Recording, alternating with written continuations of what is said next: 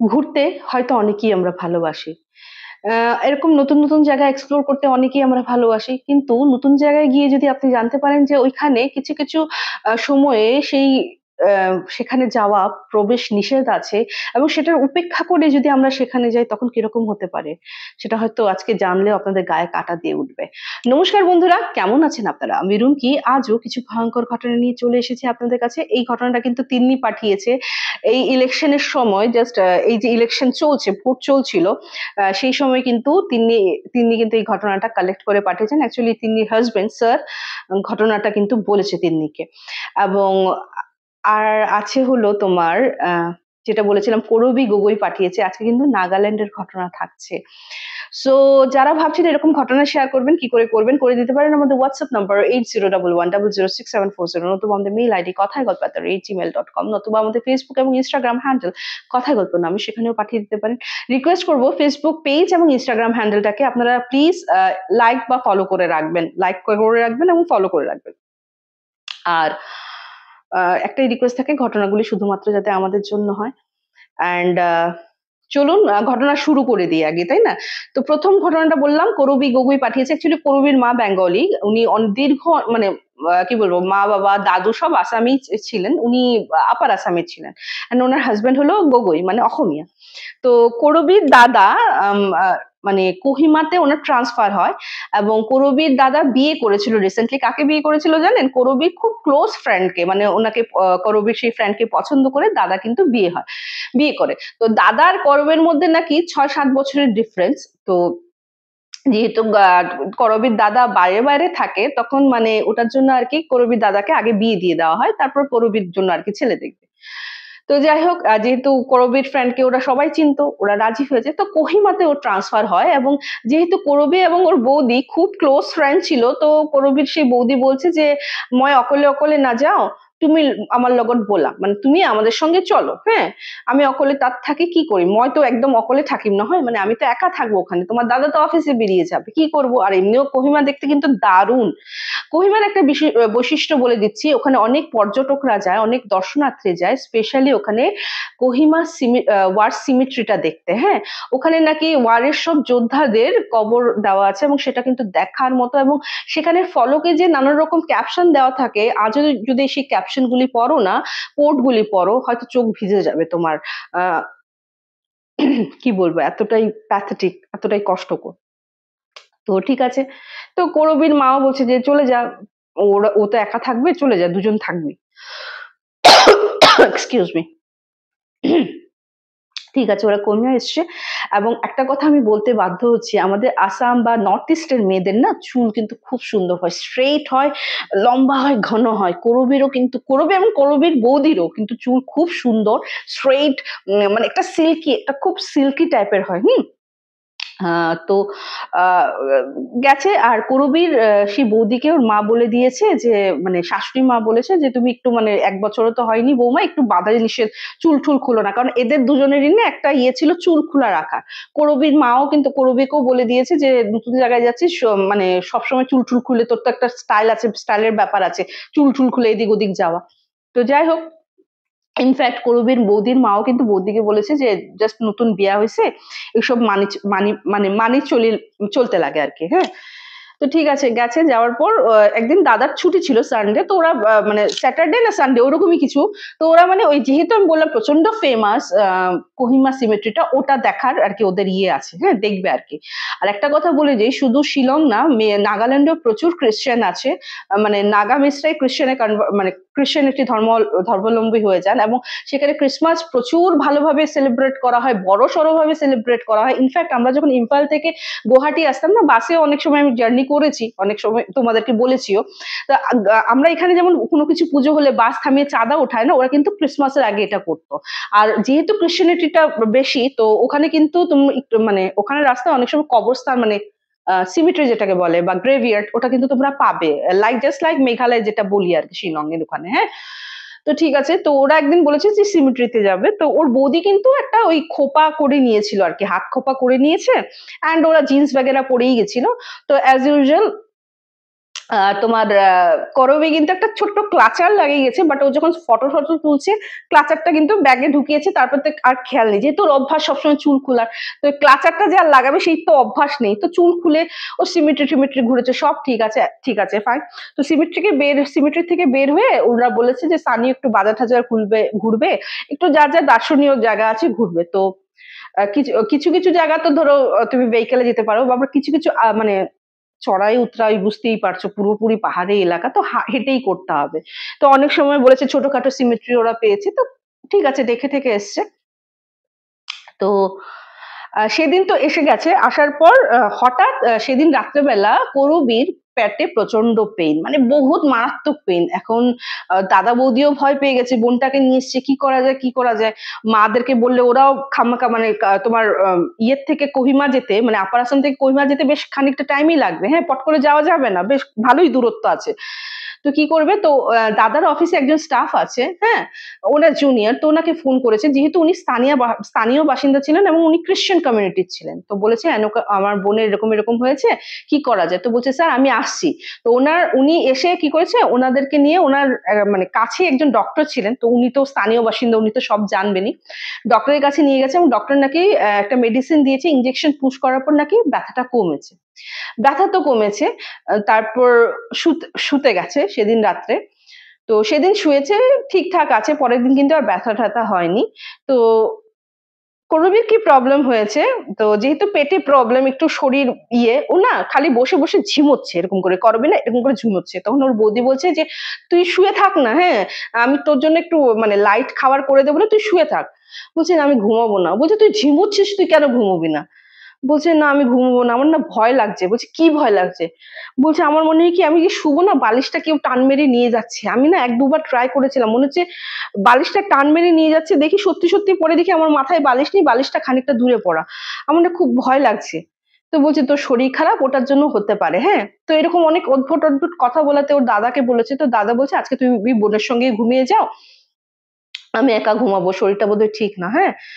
তো যাই হোক ওই দিন দুজন তো ঘুমিয়েছে। ওমা মিডিল রাত্রে ওর বৌদি প্রচন্ড চিৎকার, হ্যাঁ চিৎকার শুনে তো দাদা দৌড়ে এসছে, এমনিও দরজার লক লাগায়নি, যেহেতু বোনের শরীর খারাপ, দেখছে মানে করবী ওর বান্ধবী মানে বৌদির এরকম চুলের মুঠি ধরেছে, এরকম করে, হ্যাঁ এরকম করে করছে।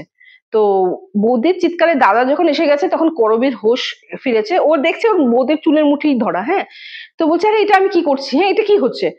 বলছে তোর কি হয়েছে বলতো। বৌদি জিজ্ঞেস করছে গৌরবীকে, বলছে একু হওয়া নাই তো, বলে কিছু হয়নি তো, কিন্তু আমি তোর মাথায় কেন হাত দিচ্ছি। বলছে তুই মাথায় হাত দিচ্ছিস, তুই পারলে আমার চুল ছিঁড়ে ফেলছিস, আর তুই এসব কি বলছিলি আমাকে। বলছে কি বলছিলাম, তখন বৌদি বলে যে আমি তো তোর গলার আওয়াজ শুনে আমার চোখ খুলে গেছে, যেহেতু একটা টেনশন ছিল, তোর শরীরটা ভালো না, তো একটা মানে ওইরকম আলতো আলতো পুরো ডিপ ঘুম হয়নি আমার। এবং আমি শুনেছি তুই আমাকে এরকম বলছিস যে তোর চুলটাও খুব সিল্কি চুল, তোর চুলটাও খুব ভালো, হ্যাঁ আমি তোকেও নিয়ে যাব বলে তুই চুলের মুঠি আমার ধরেছিস, হ্যাঁ। এটা শুনে তো প্রচন্ড ভয় পেয়ে যায়। আর দাদা তো জানে বোনের তো এরকম কোনো প্রবলেম নেই, আর ও যেহেতু অনেক ভালো বান্ধবী, এর আগেও করবীর সঙ্গে মানে করবীর বাড়িতে এসে বান্ধবী থেকেছে, বান্ধবীর বাড়িতে মানে বৌদির বাড়িতে গিয়ে করবী থেকেছে, এরকম তো কোনো প্রবলেম নেই করবীর মধ্যে। তখন না করবীর বৌদি বলছে যে মানে ওর দাদাকে বলছে যে ওর না আমার মনে হয় ওর মধ্যে কোনো কিছু, ও পজেসড হয়ে গেছে, ডাইরেক্ট এরকম বলেছে। তো ওর দাদা বকা দিচ্ছে, কি বলছো তুমি, এরকম পজেসড হয়ে গেছে। বলছি সত্যি, আমি ওর সঙ্গে এতদিন আছে আমি জানি না নাকি, ও কিরকম গলায় আমাকে বলছিল জানো, তোর চুলটাও সিল্কি এরকম এরকম করে বলছিল। তো দাদা তো ভয় পেয়ে গেছে, এগেইন আবার সেই স্টাফকে ফোন করলেন যে এরকম এরকম আমার বোন না একটু মানে কালকে প্রবলেম হচ্ছিল, আজকে এই প্রবলেম হচ্ছে, এরকম এরকম বলছে। তো তখন উনি যেহেতু খ্রিস্টান সম্প্রদায় ছিলেন, উনি চার্চে নিয়ে যায় ওদেরকে, তারপর ওখানে ফাদার নাকি হলি ওয়াটার দেয় এবং নানা রকম প্রেয়ার্স করে। তখন উনি বললেন যে ফাদার বললেন যে তোমরা একটা কাজ করো, আমরা তো আমাদের রিচুয়ালস করে দিয়েছি, তোমাদের ধর্ম অনুযায়ী যদি তোমরা কাউকে দেখাতে চাও তোমরা দেখাও, আর তুমি তোমার বোনকে নিয়ে ইমিডিয়েট এখান থেকে চলে যাও, হ্যাঁ তোমার বোনকে নিয়ে চলে যাও। তো এই কথা শোনার পর কি আর থাকা যায়, তো ওখানে প্রাইভেট কার বুক করে ওরা কিন্তু আপার আসামের জন্য বেরিয়ে গেছে। আসার পর তো মাকে বলেছে এই কথা হয়েছে। তো ওদের জানাশোনা একজন বেদ ছিল, বেদকে ডেকে নিয়ে এসছে। তো বেদ স্যার কি বলেছে যে তুমি চুলিবিলাক কাটি ফেলো, মানে তোমার লম্বা চুল বলেছিলাম, বলে চুল কেটে ফেলো, তোমার এই চুলের সঙ্গে অ্যাট্রাক্ট হয়ে কিন্তু একটা আত্মা এসছে যে প্রচন্ড পুরনো আত্মা, নতুন নয়, হ্যাঁ, অনেক বছর ধরে হয়তো ও মানে সে আনম্যারিড অলসো, এটাও বলেছে সে আনম্যারিড পুরুষ আত্মা, অনেকদিন ধরে সে এই মানে প্রেত জনিতে ভুগছে, তোমার দিকে অ্যাট্রাক্ট হয়ে চলে এসছে, তোমার চুলের প্রতি ওর অ্যাট্রাকশনে চলে এসছে, তুমি চুলগুলি কেটে ফেলো। তো বলছে আর তুমি উনি এটা বলেছিলেন যে 5 বছর তুমি কিন্তু তোমার চুল বড় করবে না, ঠিক আছে? তো 5 বছর কেটে গেছে, করবি বলছে ওই ভয়টা এনেকা মোর ভিতৰত সোমাইছে নহয়, মানে এত ভয়টা ভিতরে ঢুকে গেছে, আমি কিন্তু এখনো আমার চুল মানে ও বলছে আমার এইটুকুনির থেকে বেশি চুল আমি লম্বা করি না, যদিও এককালে আমার কিন্তু কোমর ছাড়িয়ে চুল ছিল। তো সত্যি প্রচন্ড ভয়ঙ্কর, মানে বড়দের কথা আমাদের কিন্তু একটু সিরিয়াসলি নেওয়া উচিত, যেটা আমি সবসময় বলি, তাই না? তো থ্যাংক ইউ সো মাচ করবি এরকম একটা ঘটনা তোমার সঙ্গে ঘটনা পাঠানোর জন্য। তো করবি আমার ওর পিছন দিকে চুলটা আর কি ফটো তুলে পাঠিয়েছে, কষ্টও লেগেছে আমার যে একটা যেই মেয়ে এত ফ্যাসিনেশন ছিল চুলের প্রতি, বেচারি মানে চুলটাই ওর কাটতে হয়েছে। বাট ঠিক আছে, আমাদের হয়তো বড়দের কথা শুনলে হয়তো এইরকম প্রবলেমের সম্মুখীন হব না। তো কেমন লাগলো করবির ঘটনা? প্লিজ টুক করে কমেন্ট সেকশনে কমেন্ট করে নাও। সাবস্ক্রাইব না করে থাকলে চট করে সাবস্ক্রাইব করে নাও। 1 2 3 3 বলতে বলতে আরে 1 বলতে বলতে তো সাবস্ক্রাইবের বাটনটা প্রেস হয়ে যায়, চট করে প্রেস করে দাও, বেল নোটিফিকেশনটা অন করে দাও, না হলে ঘটনা আসলে তোমরা জানবে কি করে? আর প্রতি শুক্রবার, রবিবার এবং মঙ্গলবার ঠিক দুপুরে চলে আসে ঘটনা, যদি স্যাটারডে আমি লাইভে আসি, যেটা আমি এখন আসছি স্যাটারডে লাইভে, তাহলে কিন্তু সানডের এপিসোড আসে না। আর জীবনের 1001 গল্প দেখছি তো দ্বিতীয় চ্যানেল, যেখানে তোমাদের জীবনের ঘটনা আমি তুলে ধরি, তোমরাই পাঠাও, চট করে পাঠিয়ে দাও, বসে আছে তোমাদের জন্য। তো চলো নেক্সট ঘটনায় যাব। নেক্সট হলো তিন্নির ঘটনা। তো তিন্নি বলছে এখানে আমি আর কোনো কিছু হাইড করবো না দিদি, আমি সবকিছু বলে দেবো, না হলে ঘটনাটা তুমি পুরো ভালো করে আমি তোমাকে বুঝাতে পারবো না, তুমি ভালো করে ডেসক্রাইব করতে পারবে না। তো ও সবকিছু বলে দিয়েছে, কার সাথে হয়েছে, কি হয়েছে না হয়েছে, এভরিথিং। বালুরঘাটে তো ইলেকশন হয়ে গেছে, রাইট? তো আমি আগেও বলেছি যে স্যারের সঙ্গে মানে তিন্নির হাজবেন্ডের সঙ্গে কিন্তু এর আগেও ইলেকশনের সময় তখন স্যার ভুক্তভোগী ছিলেন, এখন কিন্তু উনি এই ঘটনাটা শুনেছেন কার থেকে? অ্যামোর থেকে। অ্যামো এখন কে? অ্যামো হলো মানে এই যে ভোট যে হয় না, যেমন প্রিসাইডিং অফিসার থাকে, হ্যাঁ, ও এমন আন্ডারে 15-16টা বুথ থাকে। তো এরা ইচ্ছা করলে ওভার দ্য ফোনও তোমার মানে ইয়ে করতে পারে, পর্যবেক্ষণ করতে পারে, না হলে মানে হয়তো দুজনও যেতে পারে বা সিঙ্গেল গিয়েও কিন্তু এই বুথগুলি ঠিকঠাক ইলেকশন হচ্ছে কিনা, কোনো প্রবলেম হচ্ছে কিনা, এদের নাকি রেসপন্সিবিলিটি খুব বেশি। হ্যাঁ, স্যারের থেকে সিনিয়র ছিলেন এই মানে এই আমি এখানে একটা ছদ্মনাম ইউজ করছি, mister Roy. Mister Roy 40 to 45 years age, তো উনি এমও ছিলেন। তো ওনার আন্ডারে 15-16 জন প্রিসাইডিং অফিসার ছিল, তো ওনারা এগুলি কার্য পর্যবেক্ষণ করতে যেতেন আর কি। হ্যাঁ, তো ইলেকশনের দিন, এবং এদের নাকি অনেক রকমের জবাবদিহি করতে হতো, মানে ইলেকশন শেষ হওয়ার পর তোমার ওই যে ইয়েগুলি যে আছে, মানে ভোটগুলি নিয়ে আসা, হ্যাঁ, তারপর ব্যালট বক্স গুলি নিয়ে আসা, তারপর হলো ইভিএম মেশিন নিয়ে আসা, ওনাদেরকে মানে স্যাররা এমওদেরকে জমা দেবে, এমওরা আবার ওদের মানে যারা আর কি ভোটের এসব কাজ টাজ করে ওদেরকে জমা দিয়ে সবকিছু ইয়ে করার পর ওদের অনেক সময় আস্তে আস্তে রাত্র 2-2-2:30 হয়। স্যার যেমন রাত্র 2-2-2:30টার সময় তিন্নিদের এখানে ঢুকেছিল, মানে তিন্নিদের বাড়িতে এসেছিল।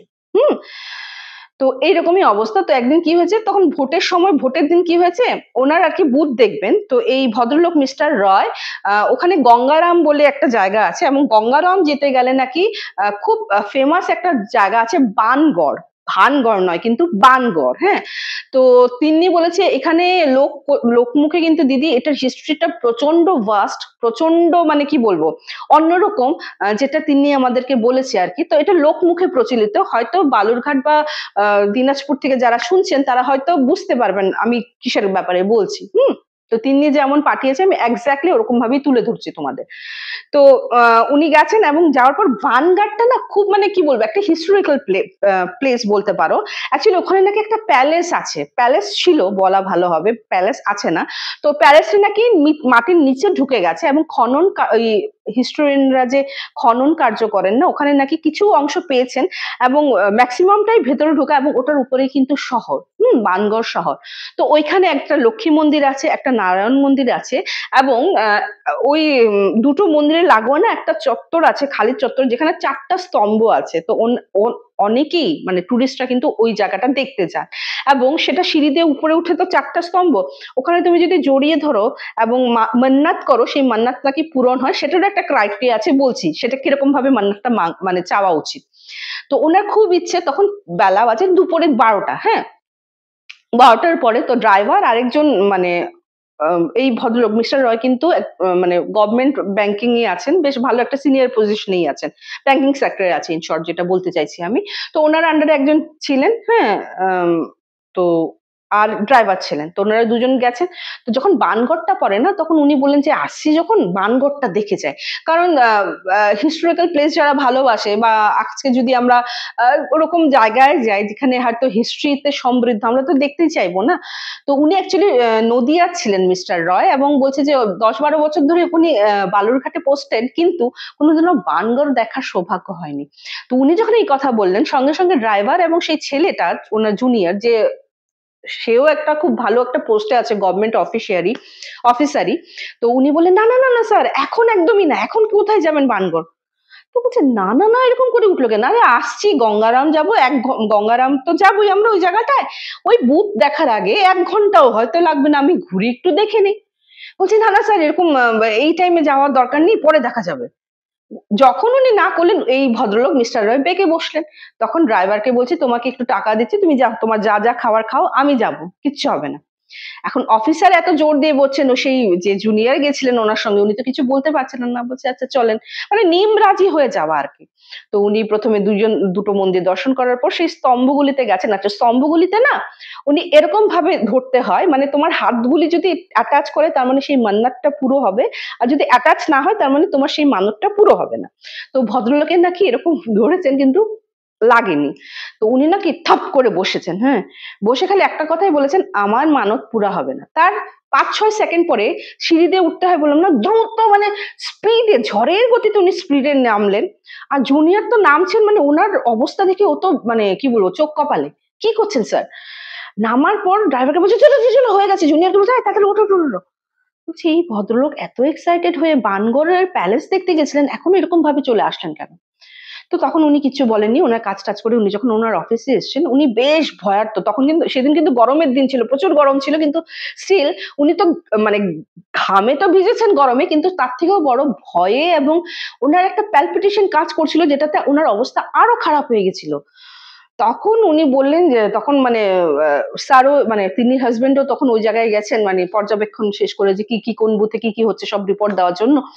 তো তখন স্যারের এই অবস্থা, এগুলো কি হলো স্যার আপনার এই অবস্থা? তখন উনি বলছেন মিস্টার রয় স্যারকে, মানে তিনি হাজবেন্ডকে বলছে যে আরে আমি বানগড় গেছিলাম, বানগড় দেখতে গেছিলাম, দেখে আসছি আর কি, তারপর থেকে শরীরটা কেমন করছে। তো বলছে আরে ভালোই তো হয়েছে বানগড়, যখন বলছে শরীরটা কেমন হচ্ছে, তখন ওই জুনিয়রটা বলছে এর জন্যই আপনাকে না করেছিলাম দুপুরবেলা যেতে নেই, ওখানে দুপুরবেলা এবং রাত্রে, রাত্রে মানে ওই রাত্র না, ওই 8টার পর যখন মানে সূর্য ডুবে যায় সেটাই রাত্র, ওইখানে যেতে নেই, হ্যাঁ, ওটা প্রহিবিটেড, স্ট্রিক্টলি প্রহিবিটেড এরিয়া। তো উনি বলছেন, তখন মানে তিনি হাজবেন্ড বলছেন যে, স্যার বলছেন যে তো কি হলো, বানগড় দেখার জায়গা তো দেখবেনই, উনি তো দেখতে গেছেন, তো কি হলো? তখন স্যার একটা বললেন যে আহ, ওরা মানা করেছিল, কিন্তু আমি বুঝতে পারিনি যে আমার সঙ্গে এরকম হবে। বলছে আমার সঙ্গে এরকম হবে মানে? বলছে আমি জানি না কোন আমি কিন্তু মানে বুথে যাচ্ছিলাম, হঠাৎ আমার মাথায় কেন বান করে যাওয়ার জন্য এতটা উদ্দীপনা কাজ করছিল, আমি গেছি, এবং জানো যখন আমি এরকম করে, আমার স্তম্ভটা ধরার ইচ্ছে ছিল না, মান্নার চাওয়ারও ইচ্ছে ছিল না, হ্যাঁ, কারণ উনি কিন্তু দীক্ষিত, উনি কিন্তু বৈষ্ণব, বৈষ্ণব মানুষটা, হ্যাঁ। তো উনি বলছেন যে আমার গুরুর আদেশ না মানানোর জন্য আমার এই অবস্থা হলো নাকি। তখন বললো কি হয়েছে আপনার সাথে? বলছে আমি যখন এরকম করে হাতটা লাগছিল না, তখন হঠাৎ মনে হচ্ছিল কি আমার ঘাটটাকে কেউ ধরে এরকম করে দাবিয়ে ধাপ করে বসে পড়েছি, বলেছিলাম না, ওই কেউ যেন জোর করে ওনাকে বসিয়ে দিয়েছে, উনি বসেননি, কেউ ওনাকে জোর করে বসিয়ে দিয়েছেন। এবং ওনার এক মনে হচ্ছিল, এই যেমন আমি আসন করে ধপ করে বসে পড়লাম, তো হাফ পোর্শনে কেউ যদি বসে প্রেস করে না, মনে হচ্ছিল ওনার কোল থেকে একদম হাফ পোর্শনটা কেউ খুব জোরে প্রেস করছে, এবং উইদিন 4-5 সেকেন্ডে আমি বললাম যে দ্রুত গতিতে উনি নেমে এসেছিলেন, এটার জন্য উনি দ্রুত গতিতে নেমে এসেছিলেন। তো উনি বলেন যে আমার গুরু মানা করেছিল, যে জায়গা নিষিদ্ধ এরিয়াতে আমার একদম যাওয়া কিন্তু মানা ছিল, আমি গুরুর কথা না শুনে আজকে এত বিপদে পড়লাম। তখন আস্তে আস্তে বলতে বলতে ওই মানে যে জুনিয়র সে অনেক কথা বললো বানগড় সম্বন্ধে। ভানগড় নয়, কিন্তু রাজস্থানের নয়, বানগড়, একেবারে বান ন বানগড়। এটার হিস্ট্রি কি সেটাও তোমাদের বলছি, যেটা লোকমুখে সেখানে প্রচলিত। যেমন কুমার গ্রামের হিস্ট্রিটাও তিনি আমাদেরকে বলেছে, এবং সত্যি তিন্নির জন্য আমরা অনেক হিস্ট্রি কিন্তু জানতে পারছি। তো অ্যাকচুয়ালি ব্যাপারটা কি হয়েছে, ওটা কিন্তু একটা হন্টেড এরিয়া বলেই সবাই আখ্যা দিয়েছে। কারণ ওই ওই দুপুরবেলা এবং পার্টিকুলারলি রাত্রে জাগার পর অনেক মানুষ যখন বাইক ঠাইক নিয়ে যায় না, একটা মহিলার অবয়ব দেখে, অবয়ব মহিলা নয় কিন্তু আবছা আধোয়া অবয়ব, যে রাস্তার এপার ওপার করে। ইনফ্যাক্ট ওইখানে কিন্তু অনেক অ্যাক্সিডেন্ট হয়েছে, যেখানে বলতে পারো 50% মৃত্যু মুখে পতিত হয়েছে। ওরা কি দেখে যে ওরা যখন ধরো বাইক বলো বা গাড়ি বলো নিয়ে যাচ্ছে না, দেখে যে সামনে দুটো লাইট অ্যাজ ইফ যেমন ওদের ঠিক মুখে মুখে ধাক্কা হবে, এবং ভয়ে যদি মানে কেউ হয়তো এদিকে টার্ন নিয়ে নেয়, তখনই হয়তো স্কিড করে পুরো অ্যাক্সিডেন্ট হয়ে যায়। অনেক সময় অনেকে যারা বেঁচে গেছে ওরা এটা দেখেছে যে স্কিড করার সময় যখন দেখেছে যে দুইটা লাইট কি ছিল, দেখে রাস্তা পুরো অন্ধকার, কিছুই ছিল না। মানে এটা কেন হয়, এটা কিন্তু একটা সত্যি কোয়েশ্চেন মার্ক। তো এরকম জিনিস হওয়ার জন্যই সরকার নাকি ওখানে খুব চেষ্টা করেছিল যে যেহেতু হিস্টোরিক্যাল প্লেস, যখন এটাকে যদি পর্যটক স্থল বানানো যায়, ডেফিনেটলি এটার থেকেও তো টুরিস্ট আসবে, এবং একটা ইনকাম, যেহেতু ট্যুরিজম থেকে আমরা আমাদের একটা ইনকাম হয়, ওটা হবে। কিন্তু ওরা কিন্তু করতে পারেনি, না অনেক চেষ্টা করেছিল। এখন হিস্ট্রিটা কি সেটা বলছি। অনেক প্রাচীন কালে যখন অ্যাকচুয়ালি তুমি মহাভারতের যুগ থেকে আস্তে আস্তে এখানে আসবো, কেন এটা শ্রাপিত, এই বানগড়টা শ্রাপিত। মহাভারতের যুগে যখন ওরা মানে পাণ্ডবরা তোমার 12 মাসের জন্য, 12 বছর, সরি 12 মাস বলছি, 12 বছরের জন্য বানপ্রস্থে গেছিল না, তখন নাকি কেউ বলে অর্জুনের সঙ্গে মানে ওরা পঞ্চপাণ্ডব ছিল, কেউ বলে একা অর্জুন এই রুট দিয়েই ওই তোমার কামরূপ হয়ে নাকি মণিপুরে যাচ্ছিলেন। এবং একটা রাত্র এখানে বিশ্রাম যখন করার জন্য উনি স্থির করলেন, তখন ওইখানে একজন রাক্ষস আবার কেউ বলে দস্যু এক রাত্রে নাকি ওই দুইটা মন্দির বানিয়ে অর্জুনের থাকার জন্য এটা প্রবন্ধ করেছিলেন। Excuse me.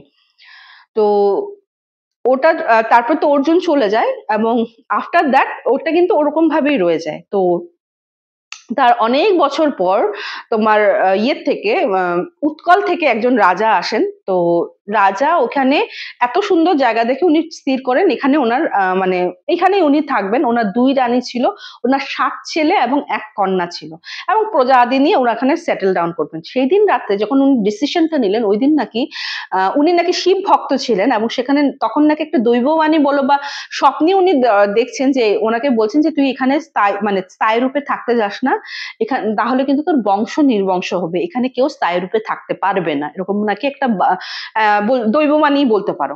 তো উনি না, আমি বললামই যদিও উনি শিব ভক্ত ছিলেন, কিন্তু উনি অন্য দেব দেবী বা অন্য এইসব ভবিষ্যৎবাণী কি উনি অতটা মানতেন না। উনি কিন্তু জোর করে ওখানেই আবার প্যালেস বানিয়ে থাকা শুরু করলেন, এবং উনি এক পূর্ণিমাতে এই থাকা শুরু করলেন। তারপরের পূর্ণিমাতে ওনার ঠিক ওনার পরেই যে রাজপুত্রদের রাজা হওয়ার কথা ছিল, ওই 2 রাজপুত্রের মৃত্যু হয়। আস্তে আস্তে নাকি ওনার 7 জন পুত্রেরই মৃত্যু হয়, কন্যা শুধু বেঁচে ছিল। তো কন্যা যখন বেঁচে ছিল, তো একটাই যখন কন্যা, খুব স্বাদ ছিল যে ওনাকে খুব ভালো করে বিয়ে ঠিয়ে দেবে, এবং কন্যার জন্য নানা রকম আভূষণ উনি বানাতে দিতেন। তো যখন ওই রাজ জহুরিকে একটা গলার হার বানাতে দিয়েছিলেন কন্যার জন্য, বিয়ে ঠিয়ের জন্য আর কি দেবেন, তখন রাজ জহুরি যখন ওই মানে সেই হারটা নিয়ে যায় না কন্যার কাছে, তো কন্যা রাজ জহুরির হাতে এই কাজ দেখে ওনার প্রেমে পড়ে যায়, এবং ওনাদের সঙ্গে কিন্তু একটা রিলেশন হয় রাজ জহুরির সঙ্গে। তো তারপর যখন রাজার কানে এই গেল, তো উনি তো দেবেনই না কিছুতে। তারপর নাকি কন্যাকে বলেছিলেন যে আমি তোমাকে মানে অন্য রাজার বিয়ে দেবো রাজার কাছে, ওদের কাছে, ওর কাছে কেন দেবো, হ্যাঁ।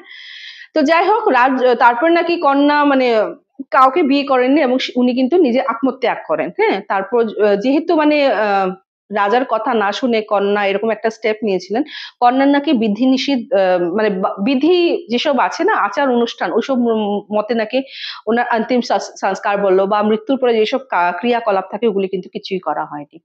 এবং এই কথাটা যখন রাজ জহুরি জানতে পারেন, তখন নাকি উনি অভিশাপ দিয়েছিলেন যে এইখানে কেউই বাঁচতে পারবে না, এবং এইটা মানে অভিশপ্ত হয়ে রইল। তো উনি নাকি নানা রকম জিনিসও জানতেন, তন্ত্রমন্ত্র দিয়েও কিন্তু সেই রাজজহরি জানতেন আর কি। তো তারপর থেকে কিন্তু এই কার্সটা লেগে যায়। তারপর তিনি আরেকটা কথাও বলল, যেহেতু ওটা শুনশান এলাকা ছিল না, ওখানে স্থানীয় বাসিন্দাদের মুখে শোনা যায় যে ওখানে নানা রকম তন্ত্রবিদ্যা হয়েছিল, নানা রকম নেগেটিভ এনার্জিকে আহ্বান জানানো হয়েছিল। তো দিদি এটাও হতে পারে যে মানে এটাও লোকমুখে প্রচালিত যে হতে পারে যে যেহেতু নেগেটিভকে আহ্বান জানাইছিল, নানা রকম তন্ত্র অর্চনা করা হয়েছিল, হতে পারে যে ওই নেগেটিভ এফেক্টটা এখনো রয়ে গেছে। হতেই পারে, তিন্নি অনেক কিছুই হতে পারে। তো তিন্নি বলেছে আমি যদিও ভেতরে যাইনি, কিন্তু এটার ব্যাপারে অনেক শুনেছি, কিন্তু তিন্নি পুরোপুরি ৩-৪ জনের থেকে কনফার্ম হয়ে কিন্তু পরে এই ঘটনাটা বিস্তারিতভাবে আমাদের সঙ্গে শেয়ার করলো। তো থ্যাংক ইউ हो जाए তিন্নি के लिए। Thank you so much Tinni once again এরকম একটি ঘটনা আমাদের সঙ্গে শেয়ার করার জন্য। তোমার জন্য অনেক রকমের হিস্ট্রি, মানে সত্যি কথা বলতে গেলে আননোন ফ্যাক্ট জানতে পেরেছি। তো তোমরাও কমেন্ট করে দাও তিন্নির জন্য। আর তিন্নির ইউটিউব চ্যানেলটা দেখতে পারো। ও যেখানে কমেন্ট করে না, ওই কমেন্টটা ক্লিক মানে ওই ইয়েটা আইডিটা ক্লিক করলেই কিন্তু পেয়ে যাবে। তিন্নি দারুণ ড্রইং করে। ওর ড্রইং কিন্তু দেখতে পারো। যারা ড্রইং ভালোবাসে, আর তাছাড়াও যখন ঘুরতে যায় খুব সুন্দর, সুন্দর জায়গার কিন্তু ফটোও দেয়। তো দেখতে পারো। তো এই ছিল ঘটনা। কেমন লাগলো আজকের ঘটনা? ফিডব্যাক জানাতে ভুলো না। তোমাদের ফিডব্যাক তো খুব দরকার। চট করে ফিডব্যাক জানিয়ে দাও। বেল নোটিফিকেশনটাও অন করে দাও। সাবস্ক্রাইবও করে দাও। তো চলো আজকের এপিসোডটা আমি এখানেই শেষ করছি। খুব তাড়াতাড়ি দেখা হবে। Till then bye bye, see you soon. নমস্কার।